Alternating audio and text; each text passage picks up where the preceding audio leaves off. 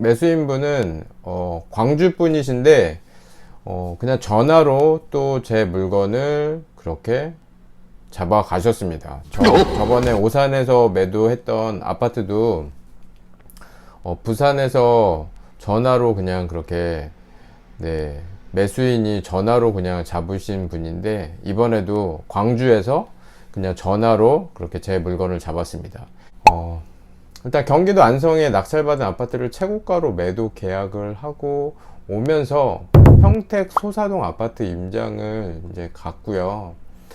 작년 말 올해 초까지는 전세 물량은 아주 씨가 말랐었고요. 매매가도 오르고 전세가도 1억 이상 올라서 임대인들은 임차인에게 이사 비용을 주면서 임차인을 내보내고 또 새롭게 전세를 맞추면 전세 보증금을 1억 이상 더 받을 수가 있었습니다. 근데 요즘은 전세 매물이 쌓이고 있다고 합니다. 이제 어느 정도 이사를 해서 움직임이 없는 게 큰 이유라고 하는데요. 고덕이랑 주위에 그 평택 입주 물량을 보시면, 네, 입주 물량이 많습니다. 경기도 평택시 입주 물량을 한번 보도록 하겠습니다. 네. 2019년의 탑이었죠. 제일 많았고 2020년, 21년, 내년 22년까지 많습니다. 2023년부터 물건이 없네요. 이것만 봤을 때는 일단은 올해 내년까지 입주 물량이 많아서, 그쵸, 네, 전세가 오르기는 힘들죠. 네. 근데 뭐 입주 물량으로만 그렇게 판단할 수 없어서, 또 수요가 받쳐주면 또 입주 쇼크가 없다는 거를 또 저희는 많은 지역과 어떤 그런 사례를 통해서 봤기 때문에, 꼭 입주 물량에 비례하게 이 시세가, 네, 왔다 갔다 하지는 않습니다. 네. 그리고 이쪽 평택 옆에 안성이 있기 때문에 또 안성의 입주 물량도 한번 봐야 됩니다. 그래서 안성도 보면 네, 2019년 많았고요. 2020년 많고 21년은 또 없습니다. 21년, 22년 입주 물량이 그냥 제로네요. 안성은. 네.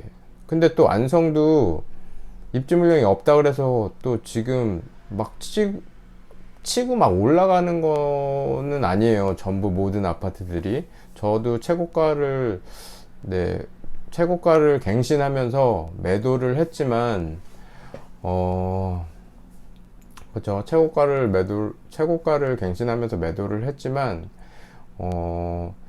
이쪽 뭐 평택의 입주 물량이 영향을 받고 있기 때문에, 네, 평택, 안성, 이제 두 지역은 좀 보면서 투자를 하셔야 될 것 같습니다. 안성은 입주 물량이 없습니다. 평택에 영향을 주지는 않지만, 반대로 안성이 평택에 영향을 받습니다. 입주 물량도 그렇지만 심리적인 부분도 있는 것 같습니다. 손님이 없으면, 정말 가게에 손님이 없으면 이상하게 손님들이 잘 안 들어와요. 빵 테이블이면 손님이 들어왔다가 나가요. 왜냐면 술 맛이 안 나는 거죠. 뭔가 휑하고. 손님이 없으면 거기는 맛이 없을 거라는 어떤 생각을 해요. 근데 손님이 꽉꽉 차 있어요. 그러면 막 들어가고 싶고 여기는 맛있을 거라고 기대를 하게 돼요. 참 이상하죠, 사람 심리가. 그래서 전세 매물이 없으면 사람들은 전세 물건을 더 찾는 것 같아요. 귀하니까 더 찾는 것 같고, 또 전세 매물이 많으면 이상하게 뭐 많으니까, 네, 더 좀 루즈하게 변해가는 것 같습니다. 없으면 사고 싶고 많으면 사면 안 될 것 같고, 왜 그런 걸까요? 네. 매물이 쌓이는 이유는 투자자들이 보궐선거 이후로 서울로 다 들어갔다고 합니다. 그리고 공시지가 1억 이하 공실 찾는 손님이 어마어마하게 많다고, 네, 저 평택 소사동 이쪽 사장님이, 네, 핸드폰에 막 이렇게 투자자들한테 오는 문자를 저한테 보여주셨어요. 제가 보내는 문자들도 좀 비슷하긴 하지만 문자 내용은 공시지가 1억 이하 매물, 입주할 수 있는 물건으로 좋은 물건 있으면 연락 부탁드립니다. 공실 물건 찾습니다. 공실 물건을 찾아야지 전세를 높게 세팅을 해서, 그래서 이제 전세를 세팅한 만큼 내 돈이 실투금이 적게 들어가기 때문에 그렇게 이제 물건을 해 놓는 거죠. 매물들이 쌓이면 상승은 당분간 멈출 것입니다. 당장 하락장이 와도 이상하지 않지만 시장을 예측하기는 너무 힘듭니다.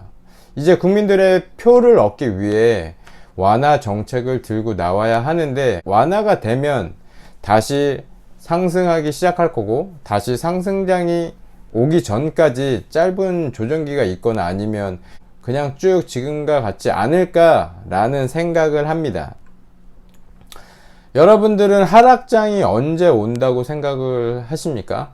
근데 생각해보면 굳이 하락장을 맞출 필요는 없는 것 같습니다. 예측할 필요도 없는 것 같습니다. 신의 영역이고, 그거를 뭐 물론 잘 맞추면 좋지만 하락장에 몰빵을 하는 거는 또 위험한 거고요. 투자자들은 상승장에서도 투자를 해야 하고요, 하락장에도 투자를 계속 이어가야 합니다. 상승장, 하락장, 시장에 맞춰서 움직여야 합니다. 하락장이 오면 대출 규제가 완화되고 제가 좋아하는 월세 세팅의 문이 열립니다.